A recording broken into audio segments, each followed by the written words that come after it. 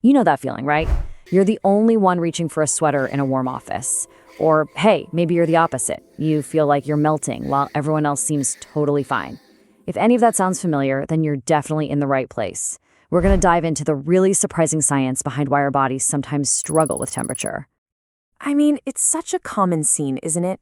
You're all bundled up and your friends are just hanging out in t-shirts. Or you're desperately fanning yourself and everyone else looks completely comfortable.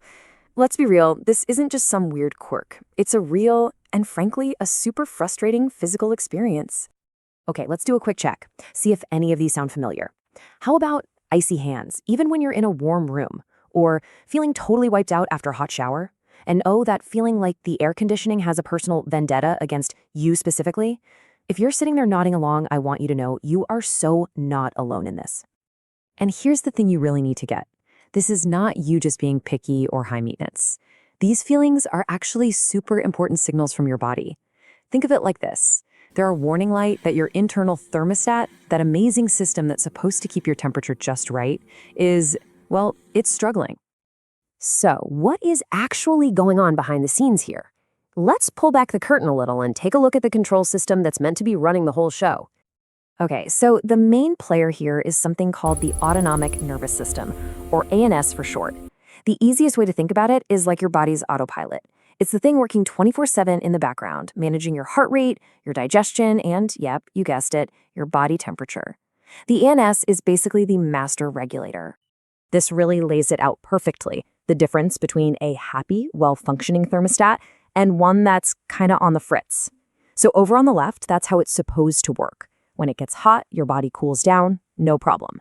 When it's cold, it keeps your core nice and warm. Simple. But now look at the right side. This is what happens when that system gets dysregulated. Suddenly, that same heat makes your blood pressure drop, and you feel faint and tired. And in the cold, the system just goes into overdrive, overreacts, and leaves you with those icy, numb hands and feet. All right, so we've established the ANS is the command center, but it's not working alone. To really get the full picture, we've got to zoom in a little closer on two other huge pieces of the puzzle, energy and blood flow.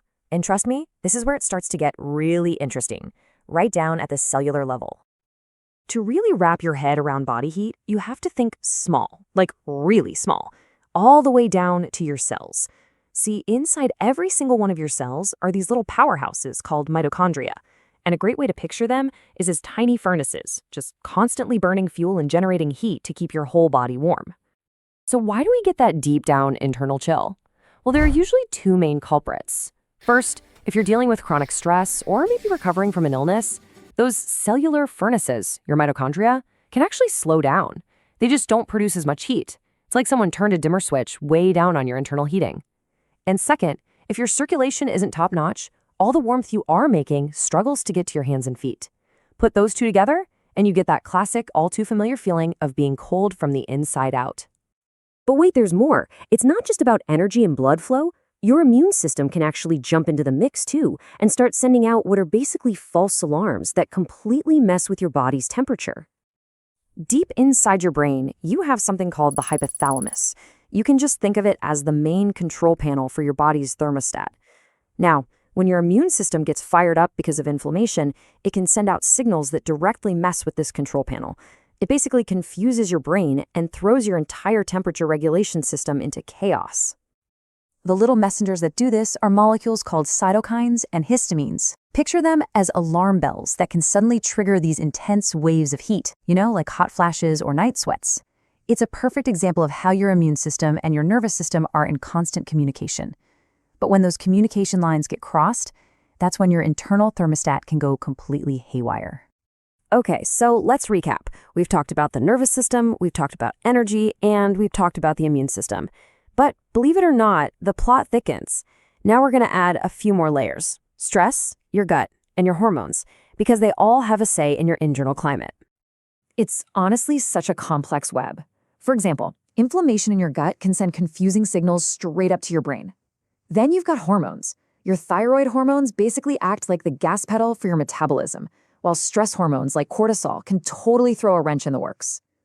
And get this, even your emotions play a huge role. That classic fight or flight response, it can instantly reroute your blood flow, causing those sudden chills or hot flashes when you're feeling stressed. And listen, this next part is so important, I really wanted to sink in.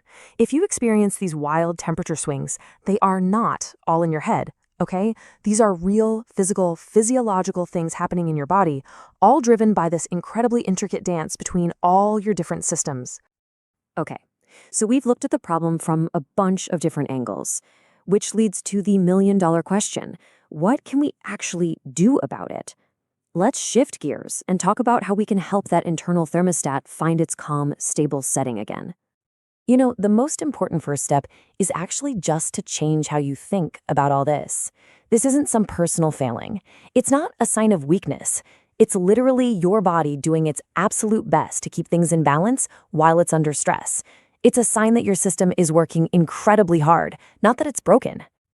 So as we've pieced it all together, you can see this is a whole body thing. Yeah, it starts with that main control system, the autonomic nervous system, but it's deeply tied into your cellular energy, what your immune system is up to, and how your body is handling stress. They all talk to each other and influence one another. So how do we help get that thermostat back on track?